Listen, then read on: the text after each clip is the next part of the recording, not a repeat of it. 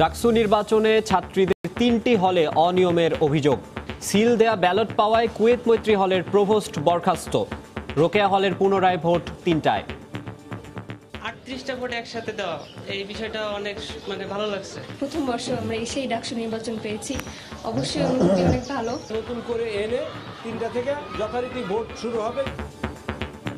ছাত্রলীগ ছাড়া 5টি প্যানেলের ভোট বর্জন, নির্বাচন প্রশ্নবিদ্ধ করার অভিযোগ ক্ষমতাসীন সংগঠনের। অবিলম্বে এই ভোট বাতিল করে পুনঃতফসিল ঘোষণা করতে হবে। ওরা বের করে ছড়িয়ে দিচ্ছে, এগুলো দিয়ে বলবে যে ভোট সুষ্ঠু হয় নাই।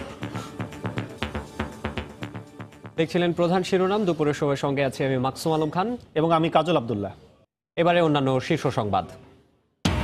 ভারত বাংলাদেশ বন্ধন আগামীতে আরও দৃঢ় হবে। শেখ হাসিনা মোদির ভিডিও কনফারেন্স, 4টি প্রকল্পের যৌথ উদ্বোধন।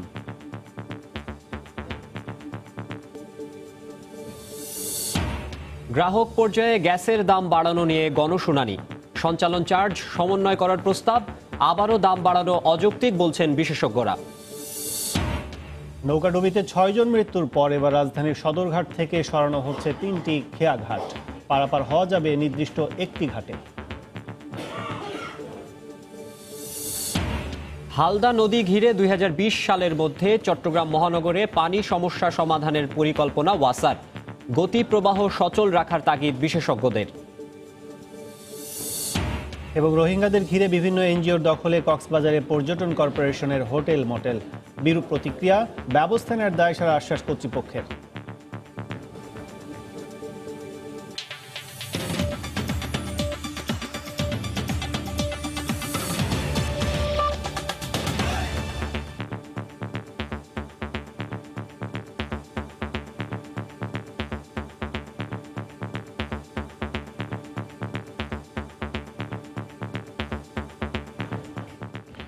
ডাকসু নির্বাচনে বেগম রোকেয়া, কুয়েত মৈত্রী ও সুফিয়া কামাল হলে অনিয়মের অভিযোগে ছাত্রীরা বিক্ষোভ করেছে। সিল দেয়া ব্যালট পাওয়ায় কুয়েত মৈত্রী হলের প্রভোস্টকে বরখাস্ত করা হয়। পরে প্রশাসনের হস্তক্ষেপে ভোট শুরুর 3 ঘন্টা পর মৈত্রী হলে ভোট শুরু হয়। এদিকে অনিয়মের অভিযোগে ভোট শুরুর কয়েক ঘন্টা পর রোকেয়া হলের ভোট গ্রহণ বন্ধ হয়ে যায়। এ হলে পুনরায় ভোট শুরু হবে 3টায়। কুয়েত মৈত্রী হলে সকাল 8টা থেকে ভোট শুরুর কথা থাকলেও ছাত্রীদের বাধার মুখে নির্দিষ্ট সময়ে ভোট গ্রহণ শুরু করতে পারেনি নির্বাচন কমিশন। শিক্ষার্থীরা অভিযোগ করেন, অন্যান্য হলের মতো খালি ব্যালট বাক্স তাদের দেখানো হয়নি।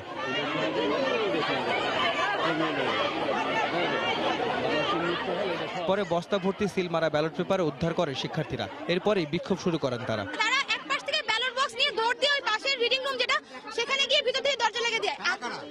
এখানে হল প্রশাসন, প্রক্টর এবং আমাদেরকে ছাত্রলীগের নেতৃত্ব কর্তৃক বাধা দেওয়া হয়েছে। রিটার্নিং অফিসাররাও ছিল সেখানে। ব্যালট পেপার দেখানো হচ্ছিল না, ব্যালট বক্স দেখানো হচ্ছিল না। অন্যান্য 6টা হলে দেখানো হয়েছিল, আমাদের হলে দেখানো হয় নাই।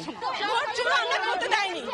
এখন ব্যালট বক্স চেক করে দেখা যাচ্ছে সবগুলো ছাত্রলীগের সিল দেওয়া। দেখতে চাইছে, ফোর্স করা হয়েছে, তখন ব্যালট বক্স নিয়ে পিছনে চলে গেছে। এখানে আগে থেকেই ছাত্রলীগের যে ভিপিজিএস প্রার্থী ছিল তাদের সিল মারা ছিল।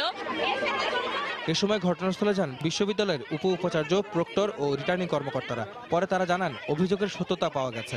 অনিয়ম হয়েছে, সেটা তদন্ত করে যথোপযুক্ত শাস্তির ব্যবস্থা করা হবে।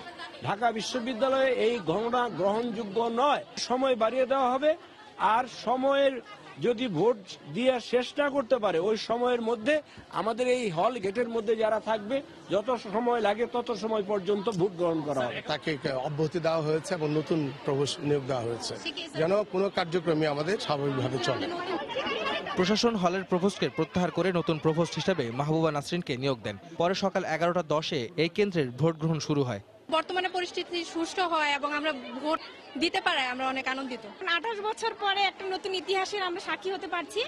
আর আমার সবচেয়ে ভালো লাগছে, আমরা চাই যে এমন কেউ আসুক, যোগ্য আসুক, যে আমাদের হলকে প্রতিনিধিত্ব করতে পারবে। অনেক ভালো লাগছে যে আমি স্বচ্ছভাবে ভোট দিতে পারছি। অ্যাটলিস্ট ঝামেলার পরে ভোটটা হচ্ছে, এটাই অনেক বড় পাওয়া এবং মোটামুটি সুষ্ঠুভাবেই হচ্ছে মনে হলো। একদম নতুন করে শুরু করেছি, যেভাবে মেয়েরা ভিতরে গেছে, ওরা দেখেছে, বক্সগুলি দেখেছে সব খালি, ওরা নিজের হাতে সিলগালা করেছে, তারপরে আমরা সুষ্ঠুভাবে ভোট গ্রহণ 11:30টায় শুরু করেছি। সবাই উৎসব মুখর পরিবেশেই দিচ্ছে, সবাই ভেতরে অবজারভার হিসেবেও আছে সব দল থেকে। বেগম রোকেয়া হলেও নানা অনিয়মের অভিযোগ করেন শিক্ষার্থীরা, তবে তা অস্বীকার করে ছাত্রলীগ নেতারা দাবি করেন নির্বাচনকে প্রশ্নবিদ্ধ করতেই এই ষড়যন্ত্র। যেভাবেই কোটা আন্দোলন হয়েছে, নিরাপদ সড়ক আন্দোলন হয়েছে, যেভাবে প্রোপাগান্ডা হয়েছিল, সেম ঘটনা এখানে ঘটেছে। এখানে বলছে চুরি হয়েছে, কারচুপি হয়েছে, এটা হল সংসদে ছিল, দরজা ভেঙে বের করেছে। পরে শিক্ষার্থীদের বাধায় কিছু সময় ভোট গ্রহণ বন্ধ থাকলেও বিকেল 3টা থেকে আবারও ভোট গ্রহণ শুরুর কথা জানান উপাচার্য। যে ঘটনা ঘটেছে এর উপর তো আমাদের নিয়ন্ত্রণ এরা করতে পারে নাই, সুতরাং ব্যালট পেপারগুলো এগুলো নতুন করে যা আছে আর নতুন করে এনে 3টা থেকে যথারীতি ভোট শুরু হবে। এছাড়া কবি সুফিয়া কামাল হলেও হল সংসদের বিক্ষোভের মুখে প্রায় 30 মিনিট ভোট গ্রহণ বন্ধ রাখে প্রশাসন। আহমেদ সালেহিন, সময় সংবাদ, ঢাকা। এই মুহূর্তে কুয়েত মৈত্রী হলে আছেন রিপোর্টার খান মোহাম্মদ রুমেল এবং বেগম রোকেয়া হলে আছেন রিপোর্টার বেলায়েত হোসাইন। সরাসরি চলে যাচ্ছি তাদের কাছে, শুরুতেই যাচ্ছি রুমেলের কাছে। রুমেল, 10 মিনিট আগে এই কুয়েত মৈত্রী হল এলাকায় পরিদর্শনে এসেছিলেন ঢাকা বিশ্ববিদ্যালয়ের উপাচার্য অধ্যাপক ডক্টর মোহাম্মদ আখতারুজ্জামান। আমরা তার সঙ্গে কথা বলেছিলাম। তিনি আমাদেরকে যেটি জানিয়েছেন যে ভোট গ্রহণ সুষ্ঠু হয়েছে, তিনি আনন্দমুখর পরিবেশে শিক্ষার্থীরা ভোট দিয়েছেন বলে আমাদের কাছে জানিয়েছেন এবং তিনি সব ছাত্র সংগঠনকে, সব ছাত্রদেরকে যারা ভোট দিয়েছেন তাদেরকে তিনি ধন্যবাদ জানিয়েছেন। আপনাকে জানাতে চাই, তিনি বলেছেন যে কুয়েত মৈত্রী সহ যেসব জায়গায় কিছু অনিয়ম হয়েছে সেসব ব্যাপারে দৃষ্টান্তমূলক শাস্তি নিশ্চিত করা হবে, তিনি সেটি বলেছেন। আর কুয়েত মৈত্রী হলের ঘটনায় তিনি বলেছেন যে 5 সদস্যের একটি কমিটি করে দেওয়া হয়েছে, সেই কমিটির সিদ্ধান্ত মোতাবেক পরবর্তী ব্যবস্থা নেওয়া হবে। আর তিনি বলেছেন এখানে যে খবরটি পাওয়া গিয়েছিল সেটি যে শোনার সঙ্গে সঙ্গে তিনি ব্যবস্থা নিয়েছেন। তবে আমরা গণমাধ্যম কর্মীরা তার কাছে জানতে চেয়েছিলাম যে 5টি প্যানেল এই ভোটকে বর্জন করেছে, সেই ব্যাপারে তিনি কোনো মন্তব্য করবেন কিনা। তিনি সেই ব্যাপারে কোনো মন্তব্য আমাদের কাছে করেননি। তিনি শুধু বলেছেন যে শিক্ষার্থীরা গণতান্ত্রিক আচরণ করেছে, সেটি তিনি বলেছেন। কিন্তু আমরা বারবার জিজ্ঞেস করার পর 5টি প্যানেলের ভোট বর্জনের বিষয়ে তিনি কোনো মন্তব্য করেননি। আর এখানে কুয়েত মৈত্রী হলের ঘটনা আপনি জানেন যে সেটি হচ্ছে যে সকাল বেলাতে ভোট গ্রহণ এখানে শুরু হয়নি। ভোট গ্রহণ এখানে শুরু হয়েছে 11টা 10 মিনিট থেকে। তো পরবর্তীতে এখানে যেটি জানানো হয়েছিল যে 1920টি অর্থাৎ প্রায় 2000-এর মতো যে ভোট রয়েছে এখানে, সেই ভোট গ্রহণ তারা সকাল 11টা 10 মিনিট থেকে শুরু হয়ে 5টা 10 মিনিট পর্যন্ত যে 6 ঘন্টা, সেই 6 ঘন্টা নেওয়া হবে। এরপরেও যদি কোনো ভোটার এখানে থাকেন তাহলে তাদের ভোটটিও গ্রহণ করা হবে। তবে আমরা কিছুক্ষণ আগে অর্থাৎ এই যখন উপাচার্য এই কুয়েত মৈত্রী হলে আসেন তখন আমরা হলের ভিতরে গিয়েছিলাম, তখন আমরা দেখেছিলাম যে লাইন একেবারে ছোট হয়ে গেছে। অর্থাৎ সকাল 11টা 10 মিনিটে ভোটটি গ্রহণ নেওয়া শুরু হয়, তখন থেকে আমরা যে দীর্ঘ লাইন দেখেছিলাম সেই লাইন অনেকটা কমে গেছে। আমরা কথা বলেছিলাম এই কেন্দ্রের যিনি নবনিযুক্ত প্রভোস্ট অর্থাৎ এই হলের যিনি অধ্যাপক মাহবুবা নাসরিনের সঙ্গে। তো তিনি যেটি জানিয়েছিলেন যে যখন ভোট গ্রহণটি শুরু হয় শিক্ষার্থীরা উৎসবমুখর পরিবেশে এবং দলে দলে যে ভোট দিতে এসেছিলেন তাদের বেশিরভাগ শিক্ষার্থীরই ভোট দেওয়া হয়ে গেছে। অল্প কিছু শিক্ষার্থীকে আমরা লাইনে দাঁড়িয়ে থাকতে দেখেছি। এছাড়া এখানে এই প্রভোস্ট যেটি বলেছেন কিছু শিক্ষার্থী হয়তো বা তাদের রুমে আছে, তো তারাও যদি যে এখনো কিন্তু এই হলের ভোট গ্রহণের জন্য 5টা 10 মিনিট আর অনেক সময় বাকি আছে, তারা যদি আসে তাহলে তারা ভোট দিতে পারবেন। তবে তিনি যেটি বলেছেন আমাদেরকে, তার ধারণা যে বেশিরভাগ শিক্ষার্থী এরই মধ্যে ভোট দিয়ে ফেলেছেন। তো এই ছিল কুয়েত মৈত্রী হলের আমার কাছে সবশেষ খবর। রোকেয়া হলের সামনে আছেন আমাদের সহকর্মী বেলায়েত হোসেন, সেখানকার খবর জানতে চলে যাচ্ছি তার কাছে। বেলায়েত। রুমেল, রোকেয়া হলের এখনকার পরিস্থিতি যদি একটু বলি তাহলে বলা যায় যে এই কিছুক্ষণ আগে থেকে এখন রোকেয়া হলের পরিবেশ পরিস্থিতি কিছুটা শান্ত রয়েছে। তবে একটু আগেও রোকেয়া হলের ভেতরে পক্ষ বিপক্ষের আমরা মুহুর্মুহু স্লোগান দেখেছি। ছাত্রলীগ এবং যারা অন্যান্য ছাত্র সংগঠন রয়েছে, বিশেষ করে কোটা সংস্কার আন্দোলনকারী এবং যারা ছাত্রদলের যারা প্যানেলের প্রার্থীরা রয়েছেন বা তাদের নেতাকর্মীরা রয়েছেন, তারা এখানে এসে স্লোগান দিয়েছেন। আপনাকে একটু জানিয়ে রাখি যে এই রোকেয়া হলে 11:15টার কাছাকাছি সময় আনুমানিক 11:12টার সময় এখানে ব্যালট অন্য আরেকটি রুমে ভোট কক্ষের বাইরে আরেকটি কক্ষে ব্যালট পাওয়া যাওয়ার ঘটনাকে কেন্দ্র করে উভয় পক্ষই ছাত্রলীগ এবং কোটা সংস্কার আন্দোলনকারীরা একে অপর পক্ষকে পাল্টাপাল্টি দোষারোপ করেছে। প্রথমেই কোটা সংস্কার আন্দোলনকারীরা বলেছে যে এই ব্যালট পেপার কিভাবে বাইরে এলো, তারা এই রেষারেষির জোরে কিন্তু এখানে ভোট গ্রহণ কিছুক্ষণের জন্য স্থগিত হয়ে যায়। এবং একটু জানিয়ে রাখি যে এই স্থগিত হওয়ার কে কেন্দ্র করে এখানে কোটা সংস্কারকারী আন্দোলনের কোটা সংস্কার আন্দোলনকারীর যিনি ভিপি প্রার্থী নুরুল হক নুরু তিনি এবং ছাত্রলীগের সভাপতি ছাত্রলীগের ভিপি প্রার্থী শোভন, ছাত্রলীগের জিএস প্রার্থী গোলাম রাব্বানি তারা এখানে এসেছেন এবং উভয় পক্ষ বিপক্ষের মধ্যে আমরা পাল্টাপাল্টি হাতাহাতির ঘটনা দেখেছি এবং তর্ক বিতর্কের ঘটনা দেখেছি। কোটা আন্দোলনকারীরা বলছেন যে তাদেরকে আহত করা হয়েছে বলে তারা অভিযোগ করছেন, যদিও ছাত্রলীগের পক্ষ থেকে বিষয়টি অস্বীকার করা হয়েছে। আর এই ঘটনার মধ্য দিয়ে কিন্তু এই রোকেয়া হলে আমরা দেখেছি বিশ্ববিদ্যালয় প্রশাসনের একটি পর্যবেক্ষক দল এখানে এসেছে। তারা পরিস্থিতি পর্যবেক্ষণ করে তারা বলেছে যে রোকেয়া হলের যে ব্যালটের কথাটি, ব্যালট যে বাইরে ব্যালট পাওয়া গিয়েছে এবং সেই ব্যালট এটি দুঃখজনক বলে তারা উল্লেখ করেছেন। এবং বিশ্ববিদ্যালয়ের প্রভিসি ডক্টর মোহাম্মদ সামাদ তিনি বলেছেন যে বিকেল 3টায় যে ভোট গ্রহণ যে সাময়িকভাবে স্থগিত রয়েছে সেটি বিকেল 3টা নাগাদ শুরু হবে। এবং আরেকটি বিষয় একটু জানিয়ে রাখি যে কিছুক্ষণ আগে এখানে চিফ রিটার্নিং কর্মকর্তা এখানে আসার পর তাকে শিক্ষার্থীরা ভোট বর্জনকারীরা কিছুক্ষণ অবরুদ্ধ রাখার পরে তাকে আবার তারা অবরুদ্ধ থেকে তারা মুক্ত করে দিয়েছে। তো আমার কাছে এই ছিল এখনকার মতো। কাজল। ডাকসু নির্বাচনের সার্বিক অবস্থা জানাতে আমাদের সাথে যোগ দিয়েছিলেন সহকর্মী বেলায়েত খান মোহাম্মদ রুমেল। এদিকে ডাকসু নির্বাচনে অনিয়মের অভিযোগ তুলে ভোট বর্জনের ঘোষণা দিয়েছে বেশ কয়েকটি প্যানেল। ছাত্রদল, বাম জোট, কোটা আন্দোলনকারী ছাত্র ফেডারেশন ও স্বতন্ত্র জোটের প্রার্থীরা দুপুর 1টার দিকে মধুর ক্যান্টিনে সংবাদ সম্মেলনে এই ঘোষণা দেয়। আগামীকাল ঢাকা বিশ্ববিদ্যালয়ের ছাত্র ধর্মঘটের ঘোষণা দেন তারা। এই কালো নির্বাচন, এই যে প্রশাসনের পাতানো নির্বাচন, এই দলকানা প্রশাসনের যে আপনার ভোট ডাকাতি নির্বাচন, সেই ভোট ডাকাতি নির্বাচনের সমস্ত পরিস্থিতি বিবেচনা করে আমরা প্রেক্ষাপট বিবেচনা করে আমরা এই নির্বাচন বর্জন করছি। এই নির্বাচন একটি প্রশ্নবিদ্ধ নির্বাচন এবং ভোট ডাকাতি নির্বাচন হয়েছে। আমরা এই নির্বাচন ঘৃণাভরে প্রত্যাখ্যান করছি। আজকে আমরা সকল ছাত্র সংগঠন ঐক্যবদ্ধ হয়েছি।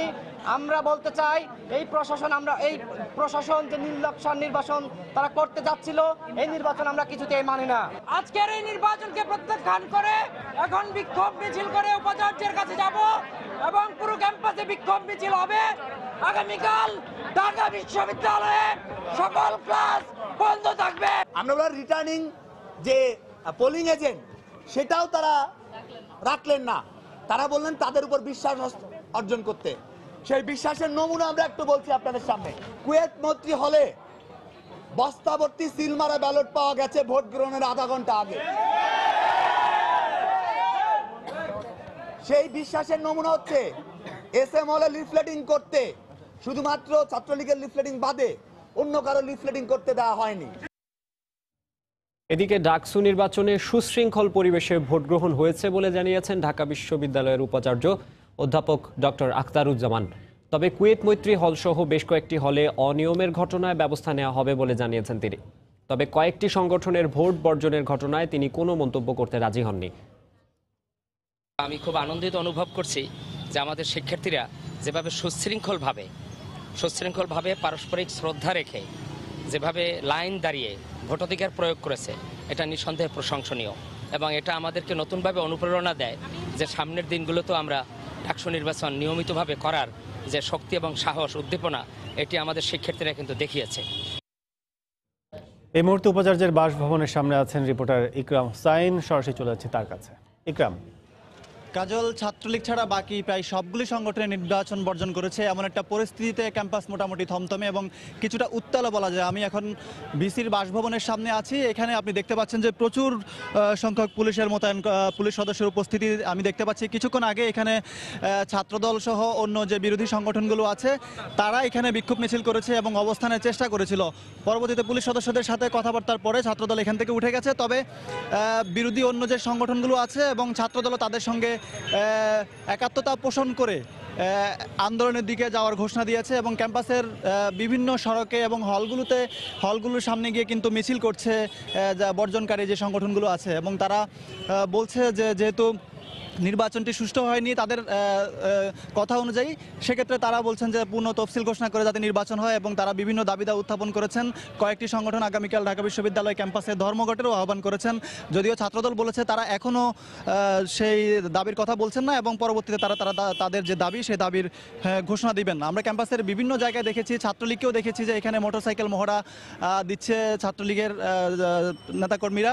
একই সঙ্গে অন্য যে ছাত্র সংগঠনগুলো আছে তারাও কিন্তু ব্যাপক তৎপর তারা প্রতিবাদ মিছিল করছে, তাৎক্ষণিকভাবে প্রতিবাদ করছে এবং বিভিন্ন সড়ক মিছিল নিয়ে প্রদক্ষিণ করছে এবং হলগুলোর সামনেও কিন্তু তারা তাদের যে প্রতিবাদ সেটি করছে এবং তারা বলছেন যে যদি পুনঃতফসিল ঘোষণা করা না হয় এবং নির্বাচনটি আবার না দেয়া হয় তাহলে তাদের যে দাবি সে দাবিটি যদি পূরণ না হয় তারা তাহলে আন্দোলন করে যাবেন।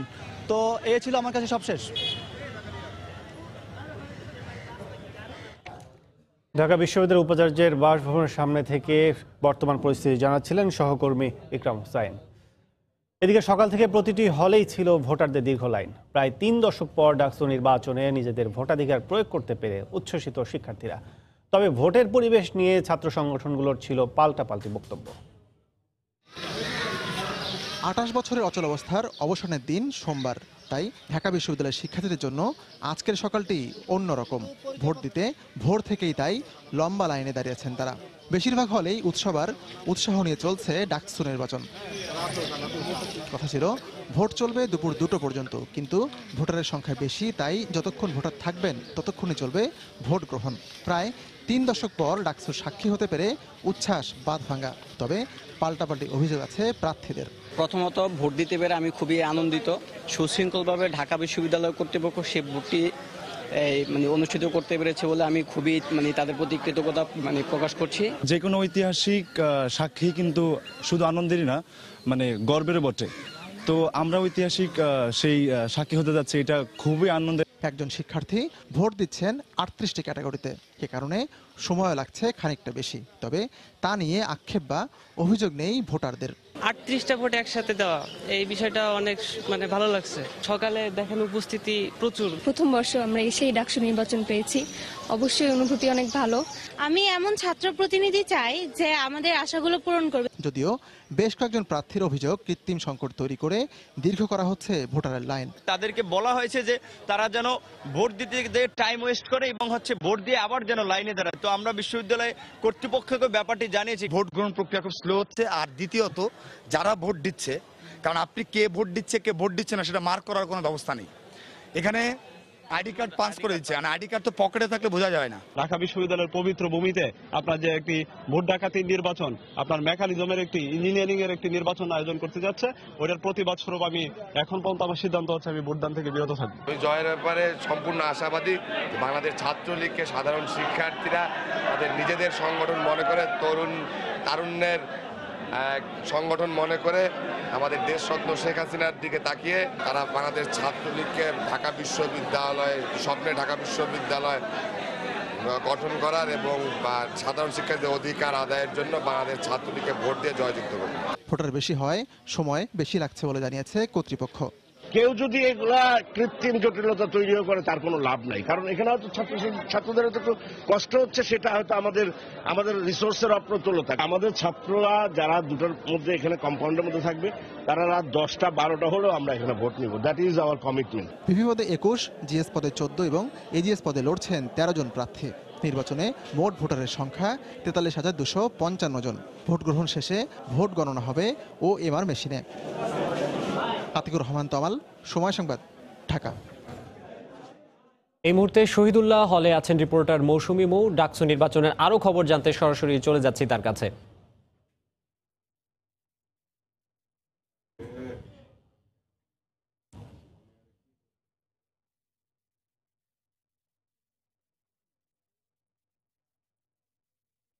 দর্শক, আমরা সংযোগটি স্থাপনের চেষ্টা করছি।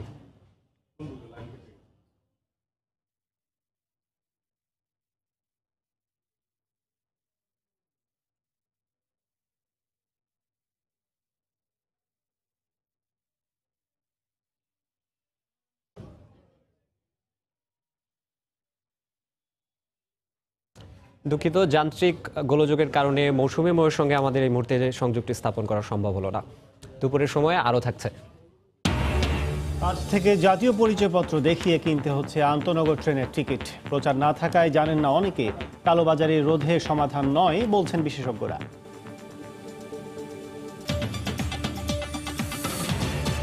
বাংলাদেশ ভারতে দ্বিপাক্ষিক সুসম্পর্ক বিশ্বে দৃষ্টান্ত উল্লেখ করে প্রধানমন্ত্রী শেখ হাসিনা বলেছেন, ভবিষ্যতেও দুদেশের মধ্যে পারস্পরিক সহযোগিতা অব্যাহত থাকবে।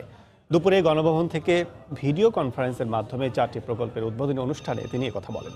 ভারতের প্রধানমন্ত্রী নরেন্দ্র মোদী দুদেশের দ্বিপাক্ষিক সম্পর্ক আগামীতে আরও উজ্জ্বল ও সম্ভাবনায় হবে বলে আশা প্রকাশ করেন। অনুষ্ঠানে ভারত সরকারের অনুদানে জামালপুর, শেরপুর, হবিগঞ্জ, সুনামগঞ্জ ও ব্রাহ্মণবাড়িয়ায় নির্মিত 36টি কমিউনিটি ক্লিনিক উদ্বোধন করেন দুই প্রধানমন্ত্রী। একই সঙ্গে ভারত সরকারের অনুদানের আওতায় পিরোজপুর জেলার ভান্ডারিয়া পৌরসভার 11টি পানি বিশুদ্ধকরণ প্ল্যান্ট উদ্বোধন করা হয়। সার্ক দেশগুলোতে ন্যাশনাল নলেজ নেটওয়ার্ক সম্প্রসারণের আওতায় বাংলাদেশেও এই কার্যক্রমের উদ্বোধন করেন হাসিনা মোদী। এছাড়া ভারত থেকে প্রাপ্ত ঋণে কেনা 600 বাস ও 500 ট্রাক বিআরটিসিকে সরবরাহ উদ্বোধন করেন তারা। ভিডিও কনফারেন্সের মাধ্যমে নরেন্দ্র মোদী জাতীয় সংসদ নির্বাচনে বিপুল ভোটে বিজয়ের জন্য প্রধানমন্ত্রীকে অভিনন্দন জানান। প্রধানমন্ত্রী শেখ হাসিনা বাণিজ্য, শিক্ষা, স্বাস্থ্য সহ বিভিন্ন ক্ষেত্রে দুদেশের বিভিন্ন সম্পর্কের কথা উল্লেখ করেন। আসসালামু আলাইকুম, শুভ অপরাহ্ন। আমাদের বিজয় ঘোষণার পরপরই বিগত এক দশকে উভয় দেশের মধ্যে বিভিন্ন প্রথাগত খাত যেমন নিরাপত্তা, বাণিজ্য, বিদ্যুৎ, জ্বালানি, যোগাযোগ, অবকাঠামো উন্নয়ন, জলবায়ু পরিবেশ, নবায়নযোগ্য জ্বালানি, শিক্ষা, সংস্কৃতি, জনযোগাযোগ বৃদ্ধি এবং স্বাস্থ্য প্রভৃতি খাতে সহযোগিতা প্রভূত পরিমাণে বৃদ্ধি পেয়েছে। বহুমুখী ও বহুমাত্রিক সহযোগিতার ফলে আমাদের মধ্যকার দ্বিপাক্ষিক সম্পর্ক বিশ্ববাসীর সম্মুখে সুপ্রতিবেশী সুলভ সম্পর্কের দৃষ্টান্ত রূপে পরিগণিত হচ্ছে। আমি দৃঢ়ভাবে বিশ্বাস করি ভবিষ্যতেও এ সহযোগিতা অব্যাহত থাকবে। দ্বিপাক্ষিক, আঞ্চলিক ও বহুপাক্ষিক সহযোগিতার মাধ্যমে আমাদের এ অঞ্চল এবং এর বাইরে সন্ত্রাসবাদ দূর করতে আমরা বদ্ধপরিকর। বাংলাদেশ সব ধরনের সন্ত্রাসবাদের প্রতি শূন্য সহনশীলতার নীতি গ্রহণ করেছে এবং সন্ত্রাসবাদী সংগঠনকে কখনোই বাংলাদেশের মাটিতে আশ্রয় প্রদান করা হবে না। पिछले 5 वर्षों में भारत बांग्लादेश संबंधों के सोनाली अध्याय के लिए काम करने को मैं अपना बहुत बड़ा सौभाग्य मानता हूं और मेरा ये विश्वास आज और भी अधिक मजबूत हुआ है क्योंकि आज मुझे बांग्लादेश से यहां आए कई युवा सांसदों और नेताओं से मिलने का अवसर मिला। उनकी प्रतिभा और कर्मठता में मैं भारत बांग्लादेश संबंधों का उज्जवल भविष्य देखता हूं। অন্য প্রসঙ্গ, বেগম জিয়ার অসুস্থতা নিয়ে রাজনীতি না করতে বিএনপি নেতাদের প্রতি আহ্বান জানিয়েছেন আওয়ামী লীগ নেতারা। সকালে রাজধানীর ডিপ্লোমা ইঞ্জিনিয়ার্স ইনস্টিটিউটে আলোচনা সভায় এই আহ্বান জানান তারা। সংসদে গিয়ে নিজেদের দাবি দাওয়া তুলে ধরতেও বিএনপির প্রতি আহ্বান জানান তারা। তারা আজকে অহেতুক মিথ্যাচার করছেন। বেগম খালেদা জিয়া ট্রিটমেন্ট নিতে চাচ্ছেন না। তাদের যদি উচ্চ আদালতে গঠিত মেডিকেল বোর্ড যদি তাদের পছন্দ না হয়, আবার আদালতে যেতে পারেন, গিয়ে বলতে পারেন এই মেডিকেল বোর্ড আমাদের পছন্দ না, আমরা ইউনাইটেড হাসপাতালে যাব বা এমুক জায়গায় যাব। সেই কথা বলে উচ্চ আদালত থেকে আরেকটা নির্দেশনা আনতে পারেন। তাদের শক্তি নাই, সামর্থ্য নাই, সাংগঠনিক শক্তি নাই, আন্দোলন করার মতো কোনো শক্তি তাদের নাই। কেবলমাত্র মিডিয়ার কল্যাণের তারা আজকে রাজনীতি করছেন, বা মিডিয়ার কল্যাণে তারা একটি রাজনৈতিক দল হিসেবে তাদের অস্তিত্ব টিকিয়ে রেখেছেন। হয়তো জেদ ধরে আপনি চিকিৎসা সেবা নিচ্ছেন না কেন বঙ্গবন্ধু মেডিকেল বিশ্ববিদ্যালয়, আপনি এখানে চিকিৎসা নেন, যে মেডিকেল বোর্ড কিছু বলে তখন আপনার বিবেচনা করবেন, নিশ্চয়ই সরকার সেটা বিবেচনা করবেন। যারও চিকিৎসা আপনার অন্য জায়গায় নেওয়া দরকার বিবেচনা করতে পারে যদি বোর্ড সে কথা বলে। আমরা তো অমানবিক নই, কোনোদিনও আমরা এইভাবে চিন্তা করবো না যে সাবেক প্রধানমন্ত্রী চিকিৎসা হবে না, এটা হতে পারে না। আমরা অবশ্যই নিয়েছি, আরও নেব। আপনি দয়া করে আপনারা এই নিয়ে রাজনীতি করবেন না। সীমিত পর্যায়ে হাঁটা চলা করতে পারছেন সিঙ্গাপুরে মাউন্ট এলিজাবেথ হাসপাতালে চিকিৎসাধীন বাংলাদেশ আওয়ামী লীগের সাধারণ সম্পাদক এবং সড়ক পরিবহন সেতুমন্ত্রী ওবায়দুল কাদের। সোমবার সকালে ওবায়দুল কাদেরের সহধর্মিণী বেগম ইসরাতুন্নেসা কাদের সহ পরিবারের সদস্য ও শুভাকাঙ্ক্ষীদের সঙ্গে কুশল বিনিময় করেছেন। মন্ত্রীর চিকিৎসা তদারকির জন্য সিঙ্গাপুর সফররত বঙ্গবন্ধু শেখ মুজিব মেডিকেল বিশ্ববিদ্যালয়ের পরিচালক এবং নিউরোলজিস্ট প্রফেসর ডাক্তার আবু নাসার রিজভী এসব তথ্য জানিয়েছেন। ডাক্তার রিজভী আরও জানিয়েছেন, স্বাস্থ্যের আশানুরূপ উন্নতি হওয়ায় ওবায়দুল কাদেরকে আগামীকাল সকালে আইসিইউ থেকে ক্যাবিনে স্থানান্তর করা হবে।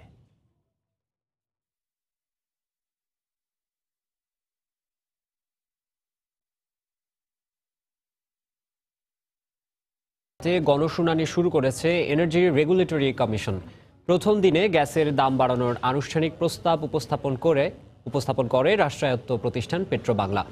সকালে রাজধানীর টিসিবি অডিটোরিয়ামে বিআইআরসির বিআইআরসির গণশুনানির প্রথম দিনে পেট্রোবাংলার পক্ষ থেকে বলা হয় 15 এপ্রিল থেকে জাতীয় গ্রিডে এলএনজি সরবরাহ 1000 ঘনফুটে উন্নীত হতে যাচ্ছে। সে কারণে ঘাটতি মেটাতে গ্রাহক পর্যায়ে গ্যাসের দাম বাড়ানোর আবেদন জানায় পেট্রোবাংলা। অন্যদিকে গ্যাসের সঞ্চালন চার্জ 33% বাড়ানোর আবেদন করেছে জিটিসিএল। প্রতি ঘনমিটার গ্যাসের সঞ্চালন চার্জ 42 পয়সা থেকে বাড়িয়ে 56 পয়সা করার প্রস্তাব করেছে প্রতিষ্ঠানটি। তবে গণশুনানিতে অংশ নিয়ে আবারও গ্যাসের দাম বাড়ানোর উদ্যোগকে অযৌক্তিক বলেছেন জ্বালানি বিশেষজ্ঞ ও অংশীজনরা।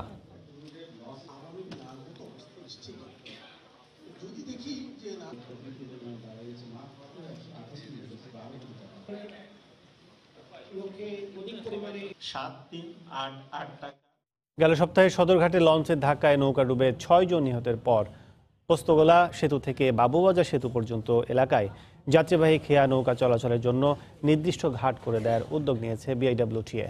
সকাল থেকে সে লক্ষ্যে কাজ শুরু করেছে সংস্থাটি। ঢাকা সদরঘাট পাড় থেকে ছোট নৌকায় বুড়িগঙ্গার ওপার কেরানীগঞ্জ যেতে বর্তমানে লালকুঠি, ওয়াইজঘাট ও শ্মশানঘাট ব্যবহার হয়ে আসছিল, যেখান থেকে বরিশালগামী সব লঞ্চ যাতায়াত করে থাকে। তাই দুর্ঘটনা কমাতে ওই 3টি ঘাটই বন্ধ করে সদরঘাটের পশ্চিম পাশে বিনা সিকরি স্নান ঘাটটি স্থায়ীভাবে নৌকার জন্য নির্দিষ্ট করার কাজ শুরু করেছে বিআইডব্লিউটিএ। যাত্রীদের ওঠা-নামা সহজ করতে সেখানে বসানো হয়েছে একটি পাকা পন্টুনও। সংস্থাটির চেয়ারম্যান জানান, ইঞ্জিনবিহীন নৌকাগুলো নিরুৎসাহিত করতে যাত্রী পারাপারে সরকারি ওয়াটার বাস চালু করা হবে।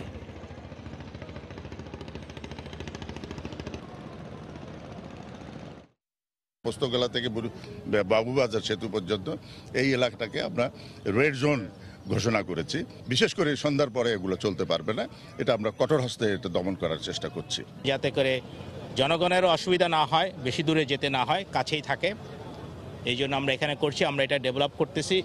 এই জায়গাটা আমরা ভবিষ্যতে আমাদের যে প্রজেক্ট আছে, যেটা ওয়াকওয়ে এবং ল্যান্ডিং স্টেশন, আরসিসি জেটি, সেটা আওতায় নিয়ে আসবো। তো আপাতত আমরা পন্টুন দিয়ে আজকে থেকে আমরা এই ঘাটটা রেডি করে চালু করে দিব। হালদা নদীর উপর ভরসা করে 2020 সালের মধ্যে চট্টগ্রাম মহানগরীর পানি সমস্যার সমাধান করতে চায় ওয়াসা। এই সময়ের মধ্যে 8000 কোটি টাকা ব্যয়ে নির্মিত 4টি পানি শোধনাগার থেকে সরবরাহ করা হবে 46 কোটি লিটার পানি। নদী বিশেষজ্ঞরা বলছেন, পানি সরবরাহের মূলে থাকা হালদা নদীর গতি প্রবাহ সচল রাখতে আগে ব্যবস্থা নেওয়া দরকার। বিস্তারিত জানাচ্ছেন কমল দে। চট্টগ্রাম ওয়াসার সর্বশেষ তথ্য অনুযায়ী 60 বর্গ মাইলের এই নগরীতে বর্তমানে পানির চাহিদা 35 কোটি লিটার। 2020 সালের মধ্যে তা বেড়ে দাঁড়াবে 40 থেকে 42 কোটি লিটার। কিন্তু বর্তমানে ওয়াসা মোহরা প্রকল্প থেকে 9 কোটি লিটার, শেখ হাসিনা পানি শোধনাগার 1 থেকে 14 কোটি লিটার এবং গভীর নলকূপ থেকে আরও 4 কোটি লিটার পানি সরবরাহ করছে। তবে আগামী বছরের মধ্যে পানি সরবরাহের স্বয়ংসম্পূর্ণতা অর্জনে শুরু হয়েছে শেখ হাসিনা পানি শোধনাগার 2 এবং শেখ রাসেল পানি শোধনাগারের কাজ। এই দুটি প্রকল্প থেকে পাওয়া যাবে অন্তত 23 কোটি লিটার পানি। শেখ হাসিনা পানি শোধনাগার 2 আমাদের কাজ চলছে, 20 সালে শেষ হবে। সেখান থেকে 14 কোটি লিটার পানি সরবরাহ করার পরে আমাদের পানি উদ্বৃত্ত থাকবে। সমস্ত শহরে পানি সবাই পাবে 24 ঘন্টা। মূলত ভূগর্ভস্থ পানির পরিবর্তে নদীর পানি ব্যবহার করে চাহিদা মেটাতে চায় ওয়াসা, যে কারণে সবগুলো প্রকল্পই হালদা নদীকে কেন্দ্র করেই নেওয়া হচ্ছে। অথচ দূষণ দখল এড়িয়ে হালদা নদীর গতিপ্রবাহ সচল রাখাই এখন মূল চ্যালেঞ্জ। শুধু পানি তোলা না, পানির সোর্সও নিশ্চিত করতে হবে। যেখান থেকে হালদা নদীর পানি উত্তোলন করছে মধুনাঘাট মহারায়, সেখানে কিন্তু চট্টগ্রাম সিটি কর্পোরেশন সমস্ত বর্জ্য এবং সমস্ত ময়লা আবর্জনা গিয়ে পড়ছে। এবং এই নিরাপদ পানির নিশ্চয়তা ওয়াসাকে করতে হবে, নিশ্চয়তা দিতে হবে। গত কয়েক বছরে পানি সরবরাহ তুলনামূলক বাড়লেও নিশ্চিত হচ্ছে না বিশুদ্ধ পানি। অভিযোগ রয়েছে জরাজীর্ণ পাইপলাইন দিয়ে পানি সরবরাহের। লিকেজটা বন্ধ করা উচিত। লিকেজ বন্ধ করলে পানি দূষিত হবে না এবং এর সাথে পানি যে নষ্ট হয়ে যাচ্ছে, অপচয় হচ্ছে, সেটাও কিন্তু হবে না। এই অবস্থায় 2022 সালের মধ্যে 650 কিলোমিটার পুরাতন লাইন পুরোপুরি বদলে ফেলার একটি প্রকল্প হাতে নিয়েছে ওয়াসা। যেগুলো আপনারা দেখেন রাস্তায় বিভিন্ন জায়গায় লিকেজ, পাইপ ফেটে ফেটে লিক হয়ে যাচ্ছে, আমরা প্রেশার তুলতে পারতেছি না। সেই সমস্ত 650 কিলোমিটার পাইপ সব শেষ করে 22 সালের মধ্যে চট্টগ্রাম একটা উন্নত ওয়াটার সাপ্লাই পরিণত হবে। ওয়াসা বর্তমানে 54টি গভীর নলকূপ চালু রেখেছে। হালদা নদী কেন্দ্রিক প্রকল্প 4টি পুরোদমে চালু হলে গভীর নলকূপগুলো পর্যায়ক্রমে বন্ধ করে দেওয়া হবে। হালদা নদী থেকে সংগৃহীত পানি এখানে 6টি ধাপে পরিষ্কার করা হয়। এরপর আরও 2 ধাপে কেমিক্যাল মিশিয়ে পানি পরিষ্কারের পর চূড়ান্ত পরীক্ষা শেষে পাঠানো হচ্ছে গ্রাহকদের কাছে। আর এই শোধনাগারে প্রতিদিন অন্তত 9 কোটি লিটার পানি পরিশোধন করা হচ্ছে। চট্টগ্রামের মধুনাঘাট পানি শোধনাগার থেকে কমল দে, সময় সংবাদ। জাতীয় পরিচয়পত্র ছাড়া আজ থেকে দেয়া হচ্ছে না 15টি আন্তনগর ট্রেনের টিকিট। যাত্রী মতামত জরিপ না করে হঠাৎ এমন সিদ্ধান্তে সকাল থেকে বিপাকে পড়েছেন বিভিন্ন গন্তব্যের যাত্রীরা। এতে টিকিট জালিয়াতি রোধ করার আশা করছে কর্তৃপক্ষ, তবে বিশেষজ্ঞরা বলছেন এটা কোনো সমাধান নয়। টিকিটের দীর্ঘ লাইন, চাহিদার তুলনায় অপ্রতুলতা, কাউন্টারের স্বল্পতা আর জালিয়াতি, এমন সব অভিযোগে টিকিটের দীর্ঘদিনের ভোগান্তি রেল যাত্রীদের। টিকিট কালোবাজারি প্রতিরোধ ও প্রাপ্যতা নিশ্চিতে 15টি আন্তনগর ট্রেনের টিকিট কিনতে জাতীয় পরিচয়পত্র বাধ্যতামূলক করা হয়েছে। আর 18 বছরের কম বয়সীদের টিকিট নিতে লাগবে জন্ম সনদপত্র। যাত্রীরা বলছেন প্রচারণা না থাকায় হঠাৎ বিপাকে পড়েছেন তারা। আইডি কার্ড ছাড়া টিকিট দেওয়া যাবে না, এটা তো আমরা জানি না, তাহলে আমরা কোথায় যাবো এখন? আইডি কার্ড কিভাবে আনবো আমরা? নরমাল টিকিটে একটু সময় বেশি লাগে, অনেক লোক থাকলে কি করবো, সবাই কিন্তু টিকিট দিতেই হবে। জাতীয় পরিচয়পত্র অনুমতি কাটা যায়, তাহলে আমি মনে করি যে ওটা দুর্নীতি সম্ভব না। আমি ট্রেনে যাব, আমি একটা টিকিট কাটবো, এখানে আইডির প্রয়োজন মনে করি না। একটি জাতীয় পরিচয়পত্র দিয়ে কেনা যাবে 4টি টিকিট। প্রতিটি টিকিটেই লেখা থাকবে একজনের নাম। সেক্ষেত্রে ঝামেলা বাড়ার পাশাপাশি এক পরিচয়পত্রে কয়বার টিকিট নেওয়া যাবে, স্ট্যান্ডিং টিকিট, ভ্রমণকারী আসল ব্যক্তি কিনা, এমন সব প্রশ্ন যাত্রীদের মনে। উত্তর নেই রেল কর্মচারীদেরও। 50 জন লোক মনে করে 4-5 200 টিকিট কাটতেছে, তখন তারা আউটে বিক্রি করবে। স্ট্যান্ডিং টিকিটে তো ন্যাশনাল টিকিট লাগবে না, না আমি শিওর না। এরকম কি আছে যেটা সিস্টেমে ইনপুট থাকবে যে এই আইডি কার্ডে 4টার বেশি আসবে না? আপনি যখন এই আইডি কার্ডটা শো করবেন তখনই কিন্তু ওনারা ভিতর থেকে বলবে যে আমাদের টিকিট শেষ হয়ে গেছে, কিছু করার নাই। আর ভোক্তা অধিকার বলছেন টিকিট কালোবাজারি রোধে জাতীয় পরিচয়পত্র কোনো সমাধান হতে পারে না। এনআইডি দিয়ে আমরা কি করতে চাই? টিকিট না কেটে যাওয়া আসা করে, ট্রেনের কর্মচারীরা দুর্নীতির আশ্রয় নেয় এবং তাতে করে ট্রেনের কালেকশন বাড়াতে চায়। এটার কোনোটাই এ দিয়ে সম্ভব হবে না, বরঞ্চ মানুষের ভোগান্তি বাড়বে। উন্নত সার্ভার আর লোকবল সংকটের কারণে এর উদ্দেশ্য ব্যাহত হওয়ার আশঙ্কা এই রেল কর্মকর্তার।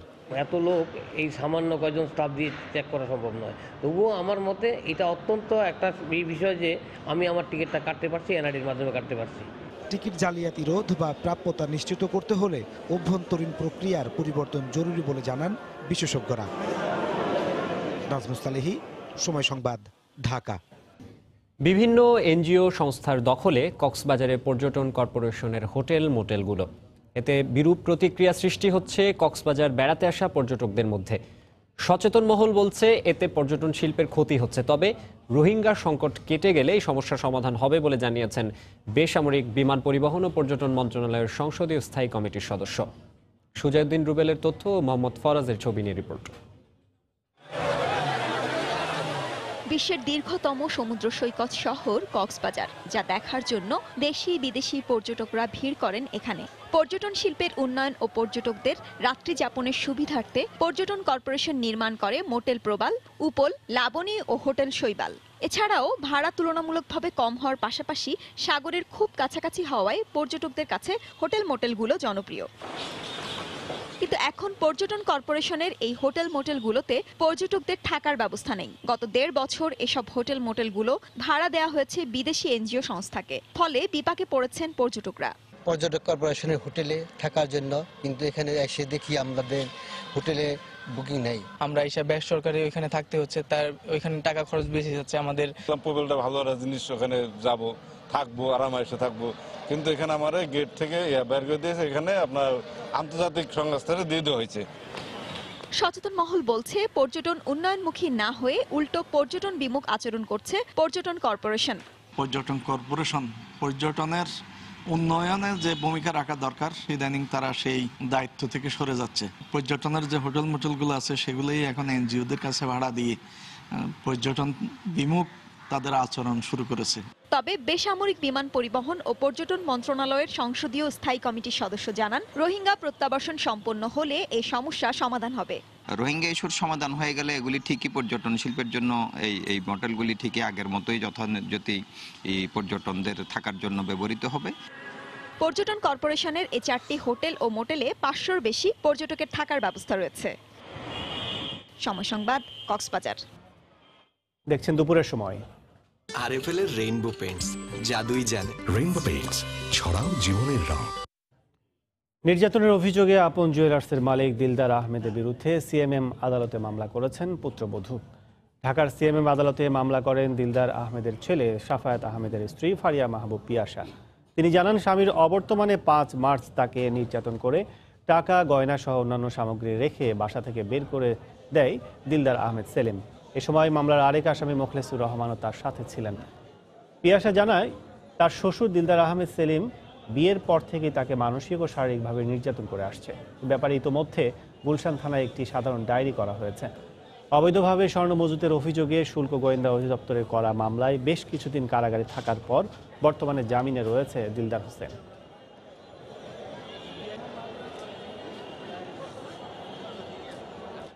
কক্সবাজারে গুলিতে একজন নিহত হয়েছে। পুলিশ বলছে বন্দুকযুদ্ধ এবং নিহত ব্যক্তি মাদক ব্যবসায়ী। ঘটনাস্থল থেকে অস্ত্র ও গুলি উদ্ধার করা হয়েছে। পুলিশ জানায়, ভোরে টেকনাফ উপজেলার শিয়াল্লা ঘোনা এলাকায় দুদল মাদক ব্যবসায়ী গোলাগুলি করছে এমন খবরে অভিযান চালানো হয়। এ সময় পুলিশের উপস্থিতি টের পেয়ে পালিয়ে যায় তারা। পরে ঘটনাস্থল থেকে চিহ্নিত মাদক ব্যবসায়ী আব্দুর রহমানকে গুলিবিদ্ধ অবস্থায় আটক করা হয়। পরে তাকে উদ্ধার করে উপজেলা স্বাস্থ্য কমপ্লেক্সে নেওয়া হলে কর্তব্যরত চিকিৎসক তাকে মৃত ঘোষণা করেন।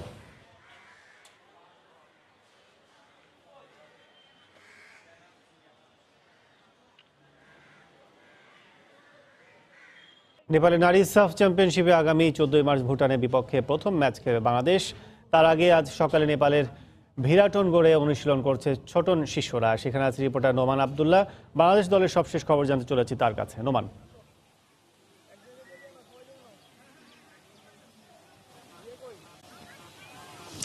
কাজল, কাল থেকে শুরু হচ্ছে সাফ চ্যাম্পিয়নশিপ, মেয়েদের জাতীয় দলের সাফ চ্যাম্পিয়নশিপ। এবার পঞ্চমবারের মতো এই সাফের টুর্নামেন্ট আয়োজন হচ্ছে এবং দক্ষিণ এশিয়ায় বলতে গেলে আপনি জানেন যে আমাদের বয়সভিত্তিক পর্যায়ে কিন্তু বাংলাদেশের রেজাল্ট বরাবরই এখানে এই পর্যায়ে ভালো এবং মেয়েদের হাত ধরেই বাংলাদেশের ফুটবলের সাফল্য আসছে গত কয়েক বছর ধরে। সেই ধারাবাহিকতা এবার কিন্তু বাংলাদেশের জাতীয় দল নেপালে এসেছে এবং এই নেপালেও বাংলাদেশের টার্গেট থাকছে, বড়সড় টার্গেট থাকছে, সেটি চ্যাম্পিয়ন হওয়ার টার্গেটই থাকছে। এখন পর্যন্ত আমরা কোচ, ফুটবলারদের সঙ্গে যেটি কথা বলেছি যে তারাও আমাদেরকে বারবার সেটিই বলছেন যে চ্যাম্পিয়ন হওয়ার টার্গেট নিয়ে বাংলাদেশ এবার নেপালে এসেছে। এই নেপালে কালকে থেকে যে টুর্নামেন্টটি শুরু হচ্ছে সবগুলো ম্যাচই হবে বিরাটনগরের রংশালা স্টেডিয়ামে এবং সেই টুর্নামেন্টকে সামনে রেখে কিন্তু বাংলাদেশের ফুটবলার কিন্তু প্র্যাকটিস শুরু করেছে। ইতিমধ্যে আপনি দেখেছেন যে একটি স্টেডিয়ামে আর্মি পুলিশ গ্রাউন্ড স্টেডিয়াম যেটি, সেখানে বাংলাদেশের ফুটবলাররা প্র্যাকটিস করছে এবং ঘন্টাখানেক ধরে বাংলাদেশের ফুটবলাররা এখানে প্র্যাকটিস করেছে। তো বাংলাদেশের প্রথম ম্যাচ কিন্তু 14 তারিখ থেকে শুরু হবে। আপনি জানেন এই 14 তারিখে নেপালে নারী সাফ চ্যাম্পিয়নশিপে বাংলাদেশ দলের প্রস্তুতির খবর জানাচ্ছিলেন সহকর্মী নোমান আব্দুল্লাহ। দুপুরের সময় শীর্ষ সংবাদগুলো জানিয়ে দিচ্ছে আরেকবার। অনিয়মের অভিযোগে ডাকসু নির্বাচনে ছাত্রলীগ ছাড়া 5টি প্যানেলের ভোট বর্জন। কুয়েত মৈত্রী হলের প্রভোস্ট বরখাস্ত, রোকেয়া হলের পুনরায় ভোট শুরু। ভারত বাংলাদেশ বন্ধন আগামীতে আরও দৃঢ় হবে। শেখ হাসিনা মোদির ভিডিও কনফারেন্স, 4টি প্রকল্পের যৌথ উদ্বোধন। গ্রাহক পর্যায়ে গ্যাসের দাম বাড়ানো নিয়ে গণশুনানি, সঞ্চালন চার্জ সমন্বয় করার প্রস্তাব। আবারও দাম বাড়ানো অযৌক্তিক বলছেন বিশেষজ্ঞরা। নৌকাডুবিতে 6 জন মৃত্যুর পর এবার রাজধানীর সদরঘাট থেকে সরানো হচ্ছে 3টি খেয়াঘাট। পারাপার হওয়া যাবে নির্দিষ্ট একটি ঘাটে। এবং রোহিঙ্গাদের ঘিরে বিভিন্ন এনজিওর দখলে কক্সবাজারে পর্যটন কর্পোরেশনের হোটেল মোটেল, বিরূপ প্রতিক্রিয়া। ব্যবস্থা নেওয়ার দায়সারা আশ্বাস কর্তৃপক্ষের।